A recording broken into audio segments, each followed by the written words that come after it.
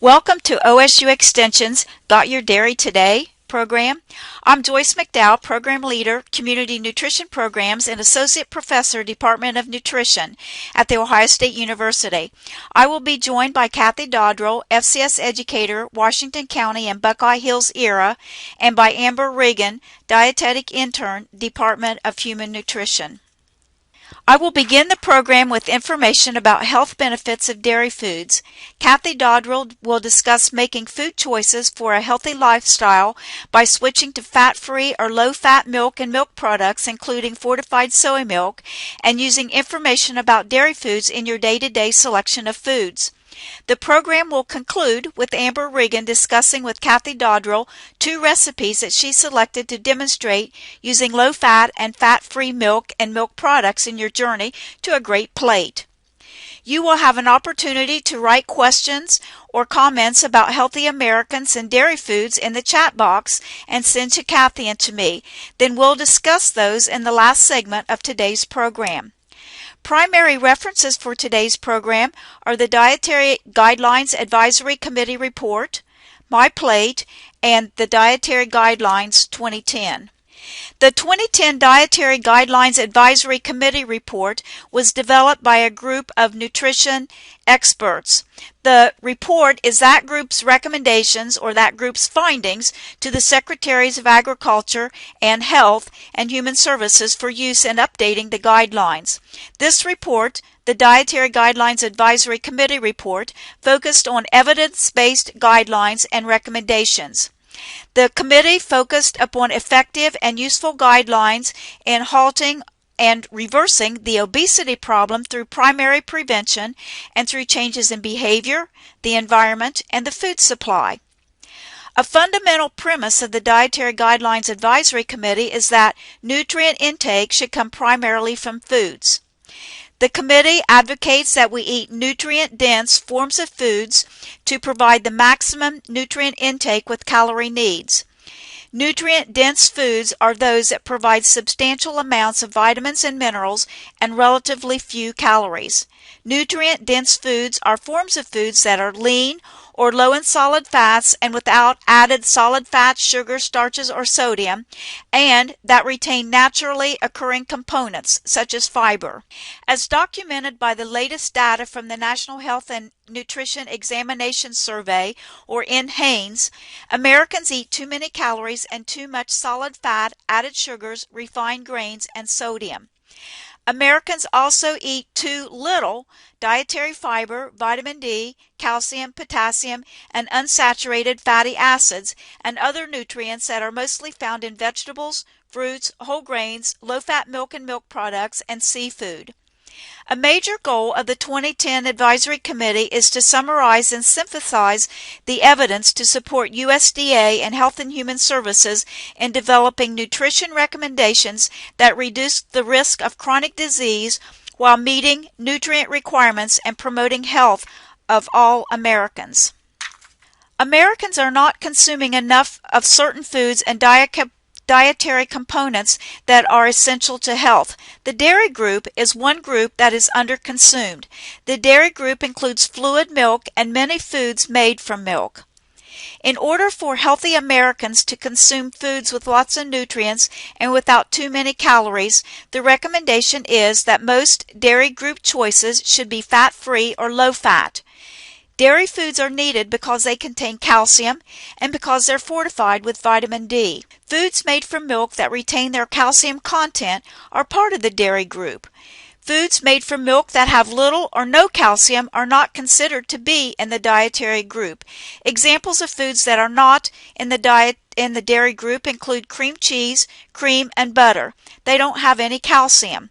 Calcium and vitamin D fortified soy milk or soy beverage is also a part of the dairy group. For all but 9 to 13-year-old girls, more than 90 to 95% of all women and girls consume less than the recommended amount of fluid milk and milk products.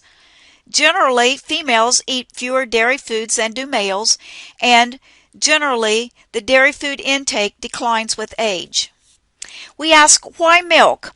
Well, these foods are very important because they contribute vitamin D, calcium, and potassium, all three which are targeted nutrients of concern. They contribute those three nutrients to the diet. Fluid milk is fortified with vitamin D. Calcium and potassium are naturally occurring nutrients. The majority of current fluid milk intake comes from 2% milk and whole milk, with smaller amounts from low-fat or fat-free milk.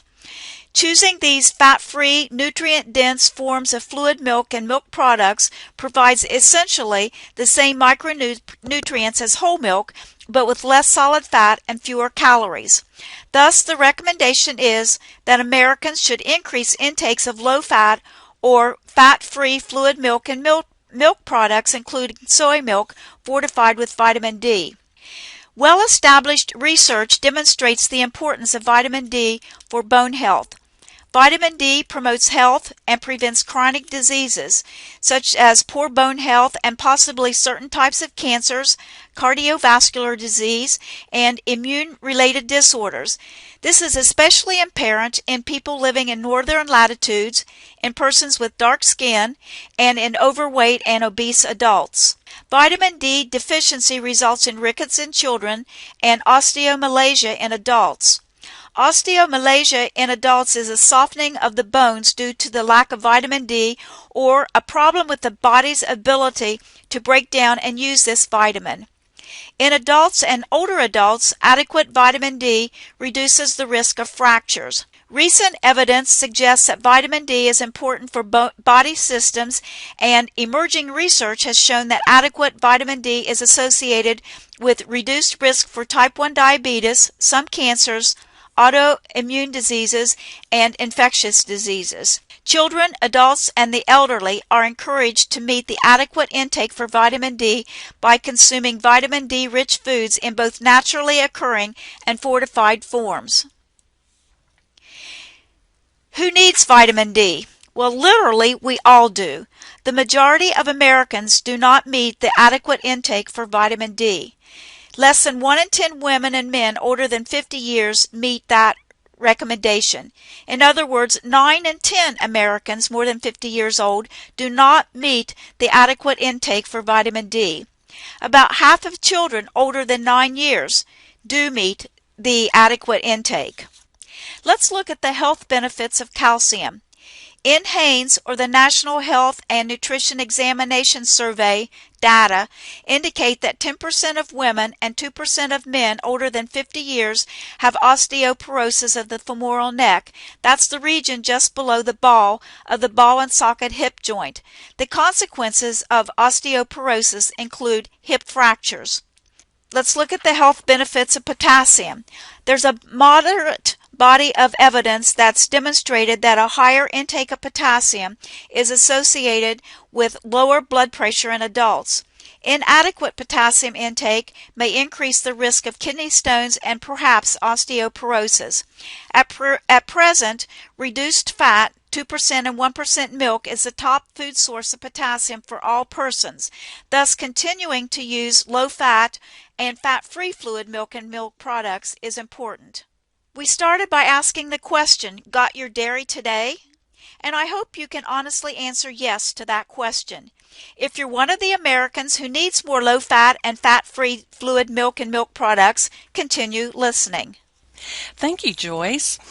The health benefits of milk and milk products include diets rich in milk and milk products help build and maintain bone mass throughout the life cycle. This may reduce the risk of osteoporosis. The intake of milk products is especially important to bone health during childhood and adolescence when bone mass is being built.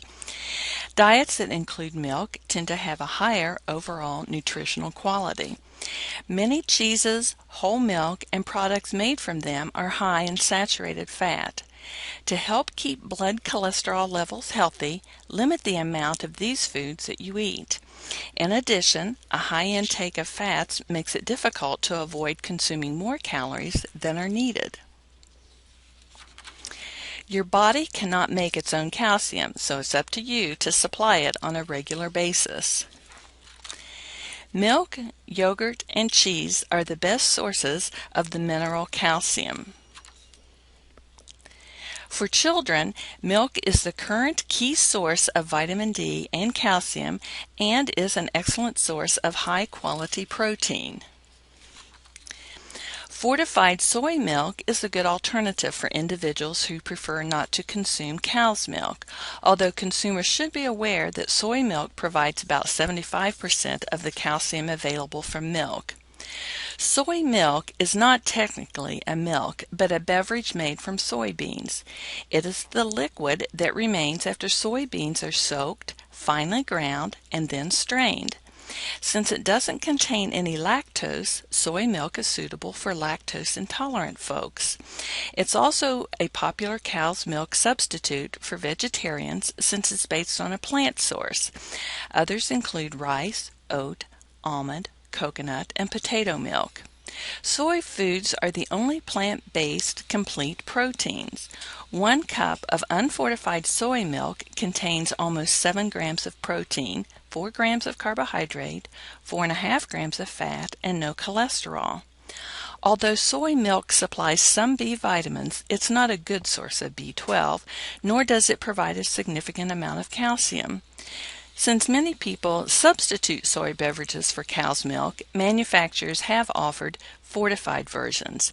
These varieties may include calcium and vitamins E, B12, and D, among other nutrients.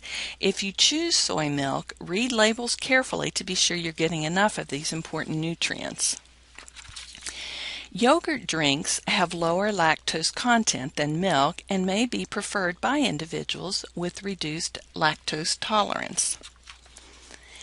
The Dietary Guidelines Committee evaluated 7 random trials and 32 observational studies exploring the relationship between milk intake and bone health. There are important benefits of higher calcium intake on bone mineral density, but these are not maintained if the high intake is reduced. What foods are included in the dairy group? Milk, all fluid milk, fat-free skim, low fat or 1%, reduced fat or 2%, or whole milk. Flavored milks such as chocolate and strawberry, lactose-reduced milks, and lactose-free milks. Cheese, hard cheese like cheddar, mozzarella, Swiss, Parmesan, soft cheeses such as ricotta and cottage cheese, and processed cheeses like American. Milk-based desserts like puddings made from milk, ice cream, ice milk, and frozen yogurt, and yogurt, all yogurt, whether it's fat-free, low-fat, reduced fat, or whole milk yogurt. Choose fat-free or low-fat yogurt and milk and cheese. If you choose milk or yogurt that is not fat-free or cheese that is not low-fat, the fat in the product counts as part of the empty calories allowance. If sweetened milk products are chosen, like flavored milk, yogurt, drinkable yogurt, desserts, the added sugar also counts as part of the empty calorie allowance. For those who are lactose intolerant, lactose-free and lower lactose products are available. These include hard cheeses and yogurt. Also, enzyme preparations can be added to milk to lower the lactose content. Calcium-fortified foods and beverages, such as soy beverages or orange juice, may provide calcium, but may not provide the other nutrients found in milk and milk products. The amount of food from the dairy group you need depends on age. The recommended daily amounts are shown here. 3 cups per day of fat-free or low-fat milk and milk products for adults and children and adolescents ages 9 to 18. 3 cups per day of fat-free or low-fat milk and milk products for adults and children and adolescents ages 9 to 18. 2.5 cups per day for children 4 to 8 years, and 2 cups for children ages 2 to 3 years. What counts as 1 cup from the dairy group?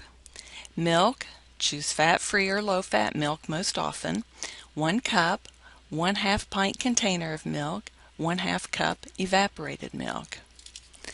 Yogurt, choose fat-free or low-fat yogurt, 1 regular container or 8 ounces, or 1 cup of yogurt.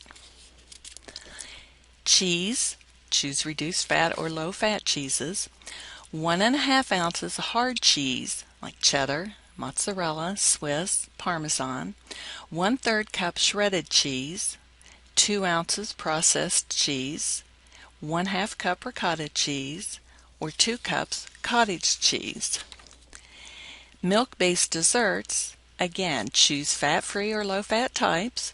1 cup pudding made with milk. 1 cup frozen yogurt. 1½ cups ice cream. And soy milk or soy beverage, 1 cup calcium fortified soy milk. 1 half-pint container calcium fortified soy milk. Following are some suggestions to help you incorporate milk into your diet. Drink milk with meals and snacks. Top casseroles and salads with grated cheese. Add 2 tablespoons of non-fat dry milk to every quart of fluid milk. 1 tablespoon non-fat dry milk adds 52 milligrams of calcium and 15 calories. Combine cottage cheese with fresh, canned, or dried fruits for a quick snack, breakfast, lunch, or salad. Cook hot cereals in milk instead of water. Top a steamy baked potato with non-fat yogurt or shredded cheddar or mozzarella cheese. Use fat-free yogurt to replace mayonnaise in salad dressings and dips. Use fat-free milk instead of water when preparing hot soups. You will see a recipe for tomato basil soup shortly that incorporates milk. Add 1/2 cup per pound of meat. Add dry milk, 1/2 cup per pound of meat, to meatloaf mixture before baking. Do the same with burgers, sloppy joes, or spaghetti sauce. If you drink cappuccinos or lattes, ask for them made with fat-free milk. Enjoy fat-free yogurt as a snack. Make fruit yogurt smoothies in the blender. Add non-fat dry milk to puddings, breads, muffins, homemade cookies, soups, or even a glass of milk. Add 2 tablespoons dry milk sifted into each cup of flour in cakes, cookies, or breads. Try 3 tablespoons dry milk per cup of fluid milk in puddings or cocoa. Or try 4 tablespoons dry milk in each cup of hot cereal before cooking. When preparing non-fat dry milk to use in place of fluid milk, mix 1/3 cup with 1 cup of water. Make lasagna with fat-free ricotta cheese. Use food labels to identify good sources of calcium and vitamin D. Consume calcium sources throughout the day instead of all at one time. The body can absorb about 500 milligrams of calcium at one time from food and/or calcium supplements. Use flavored yogurt as a fruit salad dressing. Or make a nutritious fruit parfait dessert by layering non-fat yogurt with fresh fruit and low-fat granola. Make chocolate ice pop by freezing low-fat chocolate milk in ice cube trays. Place a popsicle stick in the trays before freezing. We will show you a great recipe shortly for chocolate peanut butter freezer squares. Some people lack the enzyme lactase, which is needed to digest lactose or milk sugar. This condition, called lactose intolerance, does not involve the immune system like a food allergy does. Symptoms of lactose intolerance include gas, bloating, abdominal pain, diarrhea, and nausea. The severity of these symptoms is often related to how much lactose is consumed and when it's consumed in relation to other foods. If you have lactose intolerance, the most reliable way to get the healthy benefits of milk is to choose milk products that are either lactose-free or lactose-reduced. Always start with a small amount of milk products containing lactose and gradually increase the portion size to determine your tolerance level. Another solution is to take the enzyme lactase before consuming a milk product or along with it. Try dairy foods other than milk. Many hard cheeses, like cheddar, Swiss, Parmesan, have less lactose than milk. Yogurt made with live active bacteria is also a good choice. Eat lactose-containing foods and beverages in combination with a meal or solid foods rather than alone. This slows the release of lactose into the digestive tract, making it easier to digest. If you choose not to eat dairy products, then consume other calcium-rich foods and beverages that contain all of the nutrients provided by the milk group. Calcium-fortified foods and beverages provide calcium, but they may not contain the other nutrients found in milk. Use food labels to identify good sources of calcium. This slide shows a comparison of calories, fat, saturated fat, and calcium among whole milk, 2% reduced fat milk, 1% low-fat milk, and fat-free milk. Whole milk has 150 calories compared to 120 for 2% reduced fat milk, 100 calories for 1% low-fat milk, and 80 calories for fat-free milk. Whole milk has 8 grams of fat, 5 grams of saturated fat. 2% reduced fat milk has 5 grams of fat, 3 grams of saturated fat. The 1% low-fat milk has 2.5 grams of fat and 1.5 grams of saturated fat, while the fat-free milk has 0 grams of fat and 0 grams of saturated fat. Whole milk has 300 milligrams of calcium. 2% reduced fat milk has 300 milligrams of calcium. The 1% low-fat milk and the fat-free milk also both contain 300 milligrams of calcium. Now's the time that you can think of your own suggestions for adding milk into your diet. Hi, I want to introduce to you Amber Reagan. Amber is a dietetic intern in the Department of Human Nutrition here at Ohio State University this summer. And Amber is going to share with us a couple of recipes that help us get more milk in our diet. So welcome, Amber, and what's our first recipe? Well, today we're going to be preparing a tomato basil soup. First, we are sauteing about half a white onion, in a little bit of oil, about a tablespoon of olive oil here. So this is just about done, and you know it's done when it starts to get kind of transparent. All right. So you'll saute it just to that point, and then we'll add in 2 cloves of garlic. I'm going to mince those up. And you don't cook the garlic very long at all because it will burn very quickly and then it'll taste bitter.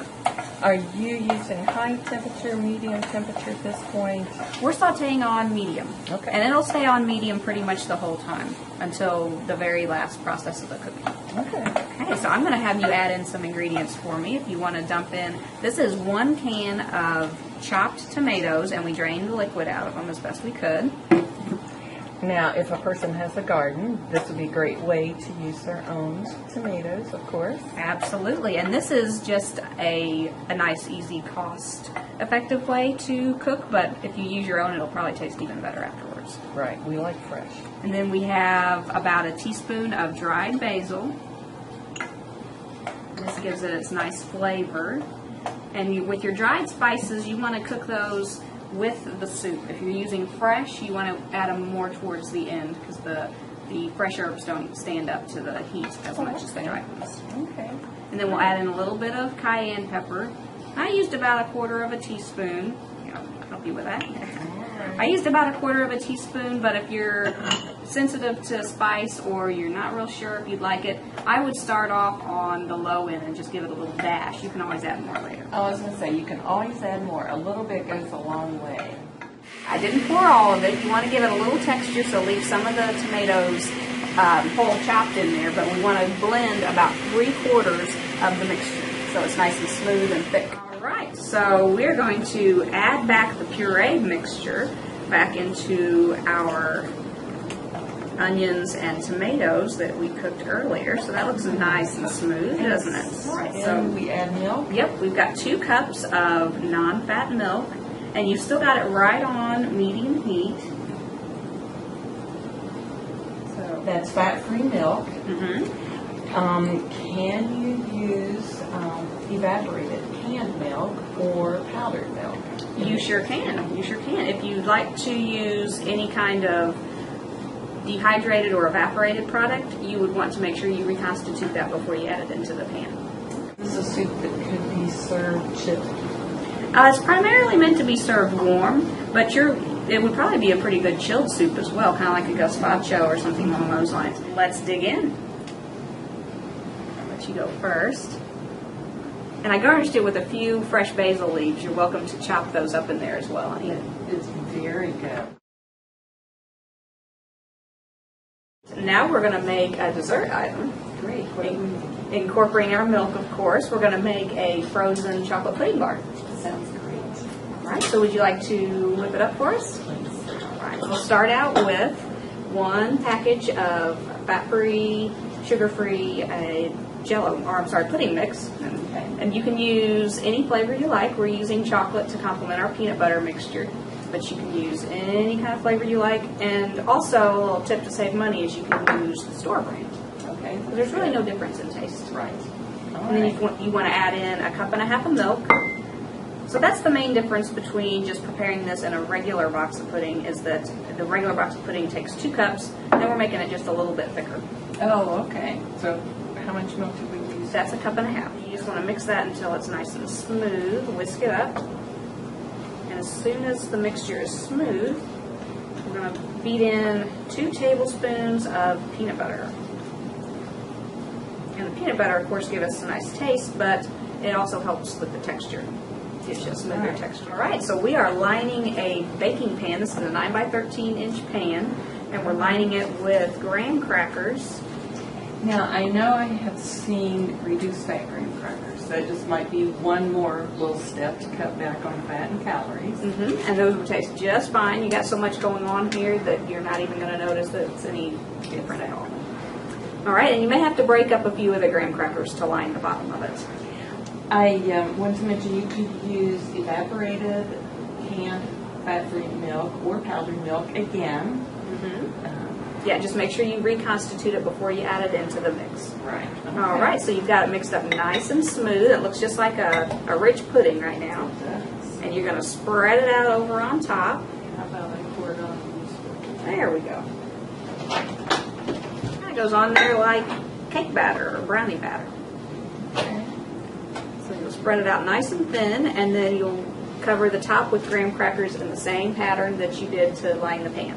And you'll want to freeze this for at least 4 hours or overnight. But after a couple hours, make sure you cut your bars. That way they don't freeze too hard. All right, Kathy, we have some frozen chocolate bars. Would you like to try? Absolutely. Thank you. Now, after these are frozen and you cut, how do you store them? You can wrap these up in plastic bags and store them right in the freezer. And then take them out whenever you'd like to eat them.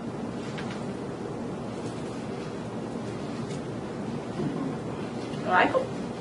These are great. I love them.